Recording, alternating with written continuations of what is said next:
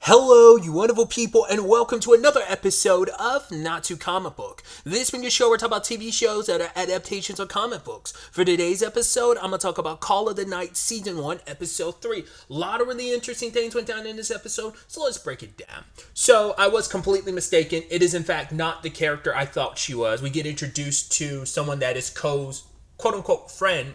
I'll elaborate on that in a second, but her name is Akira. She's totally not the girl from episode 1 that was confessing to him. In fact, he hasn't seen Akira in a while. They were friends, but then they kind of like didn't talk to each other for a while. And that kind of goes into like the conversation he had with Nazuna, where it's like, do you, like, he feels weird, like, how do I call someone a friend and we haven't really seen each other in years? Because at the end of the day, Ko is an awkward human, a socially awkward human being, and it seems like sometimes he has a hard time picking up on social cues. And the fact is, it's that thing of like, wait, am I reading this situation right? He doesn't understand his feelings. He's having a hard time understanding other people's feelings too. So even a conversation, once again, I'm an awkward human being. I get it too. The whole thing of, right, like, when do you actually start calling someone a friend? Like, when do you cross that boundary? And then Nazuna's like, I don't know, when they're just a friend. But it's like, that's such a thing to him that he can't really formulate the words. And she's like, oh, it's not that you don't want friends. It's just for him, he doesn't know how to really approach the subject. Because he's like,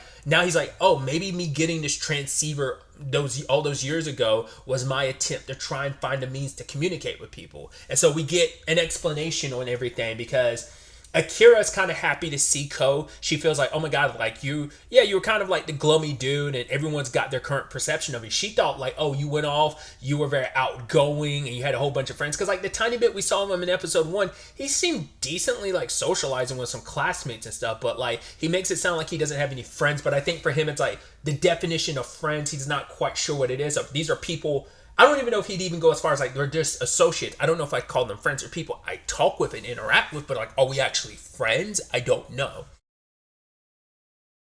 But yeah, she saw him as very outgoing and stuff like that, which I'm like, oh, he doesn't seem like the type. He seems like the very introverted, keep to himself type. But I don't know if it's like, which maybe it's just a perception thing. From her perspective, he seems outgoing, surrounded by a whole bunch of friends, and they lost touch.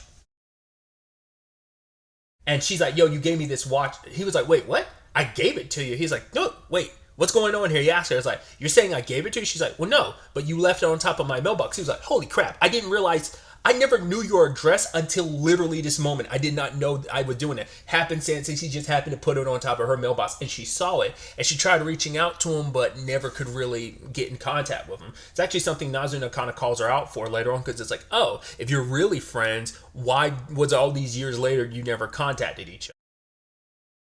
Why is it like only now? Like, we just happen to run into each other now of all time. Why is it you never reached out in that time frame? And that's a question that Akira never really answered. But it's also because I guess she thought like, oh, you were my friend. And I think it might be a thing of maybe it's not just Ko that doesn't really have any friends. Like maybe Akira's in the same boat where it's like we kind of were each other's only friends. And then when we kind of kept our distance, it's like we kind of lost touch. I don't really have like that person by my side, and I've kind of, I don't know, we haven't been introduced enough to see what Akira's life is like. Maybe she does have friends, but who knows? Because she gets up like 4 o'clock in the morning and takes her walks to get to school.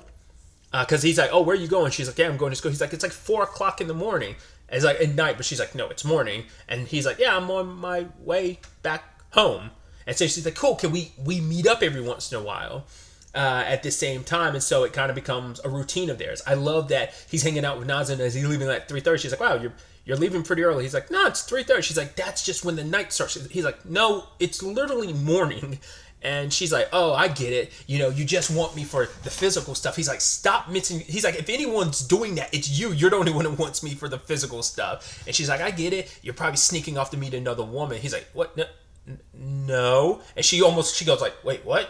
She's like, no, you are? He's like, no, it's not like that. It's not like that at all. And he doesn't really explain and leaves. But for her to like, wait, are you? Are you meeting with another woman? Didn't we just have this whole conversation last episode about like, you know, I'm not drinking anyone else's blood because I was looking for you because I only want your blood. And then he goes and meets with Akira, which they've been meeting periodically, but they've only have small talk moments. And even Code's like,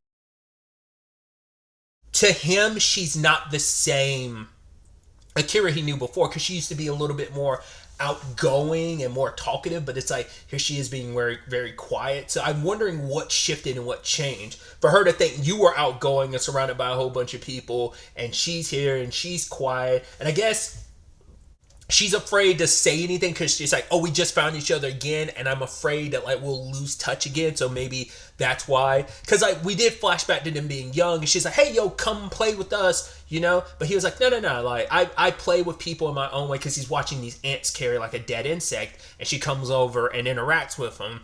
And I think it's just like maybe that was Cole's way of compartmentalizing him being awkward around kids, and he doesn't know how to really like gel with them. So he tries to make his own fun, and people kind of sometimes surround him, like in that case Akira did. But maybe it just made it, you know, Akira kind of shifted so much of herself around Ko and became a certain way that it made her kind of harder to readjust to other people. Like she kind of got caught in like Ko's ebb and flow, and that doesn't gel with like other people's ebb and flow, because like Ko's very unique, and like I said, like how he interacts with the world, how he interacts with people. So maybe that's where we have that disconnect.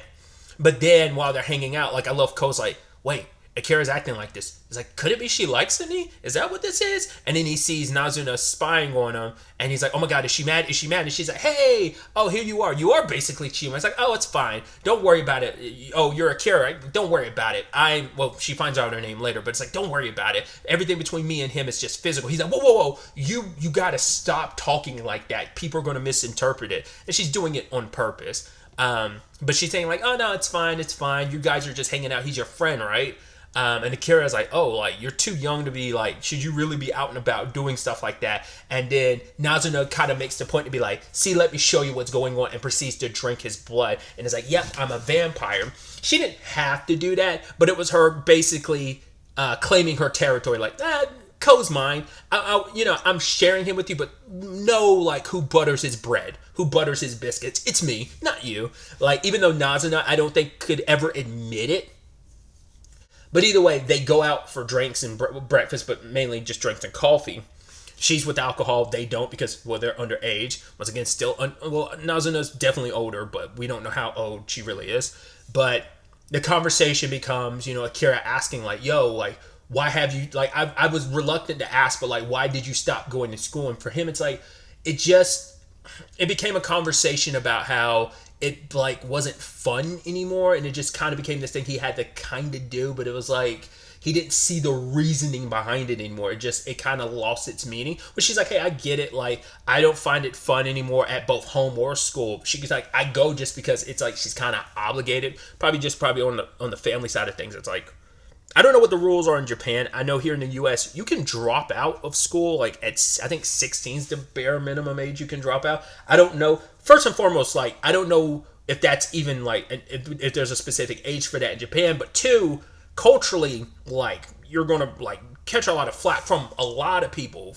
On a familial scale, your family's going to shade you, as well as general like neighbors will be like, oh, your kid dropped out? Like, I'm sure that's going to be heavily frowned upon. I don't even know if you could, like, once again, I don't know enough Japanese culture to know, like, what the response would be to a kid trying to drop out. Maybe it's once again, it's going to be heavily frowned upon. I'm sure, like, in any culture, I'm sure it's frowned upon here in the States, but it's still something you can do, even if it's frowned upon. I don't know. I'm getting into the technicalities of it, but she's kind of like, right, I'm going out of obligation, but she's like, hey, why don't you come back to school and me and you, we can hang out and it'll be fun again. And he doesn't really give an answer. And then Nazuna brings up the whole, like, well, if you really wanted to hang out with him, like, why didn't you contact him in all this time frame? Like, why did it take randomly bumping into each other, him like activating the transceiver and you randomly hearing it and following it, and then she leaves and Ko follows after. He's like, why are you angry? And she's like, I'm not angry. I'm not bothered. He's like, what's going on? He's like, I need you to actually explain to me, like, what's the issue? She's like, oh, you're such an idiot. I'm leaving. And then takes off. And he tries to follow after, but loses sight of her. Then he activates the transceiver and apologizes. She's like, what are you apologizing for? It's like, do you even know what you did wrong? It's kind of like, no, but because he's like, this is new to me. Like, I don't know what to do. For one, I don't know what I did to piss you off. But also, like, I'm sorry if I made you mad. But it's like, this is the first time I've ever been in a fight with a friend. And Nazuna comes and she goes, okay. She's like, I wasn't angry, just more like ticked off. Once again, it's her being a little possessive, because Akira is like, hey, let's go back to school and hang out. Because up until this point, Nazuna's basically had a monopoly over Ko, because it's like we just hang out with each other. Like, you're the only person I'm really hanging out with potentially, and you're definitely the only person he's hanging out with because he's not going to school. So it's a thing of nighttime is kind of our thing, but you're not really doing anything in the day. You're not going to school, but knowing like, oh, your nighttime is with me, and then like all of a sudden during the day you're gonna be hanging out with her, having fun. Because also Nazuna brought it up in episode 1 that people live it up during the nightlife because it's like, right, the things you couldn't do, like your daytime wasn't fun, so you try to live it up more at night. And I think she's legitimately scared, like, yo, what if you hang out with Akira and you have less reason to hang out at night with me? Once again, it was just her being possessive and jealous. But she's like, why did you hesitate to answer when she was asking like to go back to school? He was like, no, I was hesitating because like currently at the time I have no intent on going back to school. And he's like, the reason why I hesitated is because I didn't know how to tell my human friend that I'm literally in the process of trying to become a vampire. And he had just fallen earlier and has blood on his mouth. And what does she do? Nazuna comes over and kisses him. We don't really see like, did she just kiss the side of his mouth? But when she comes back, she does have a little bit of the blood on like the side of her mouth.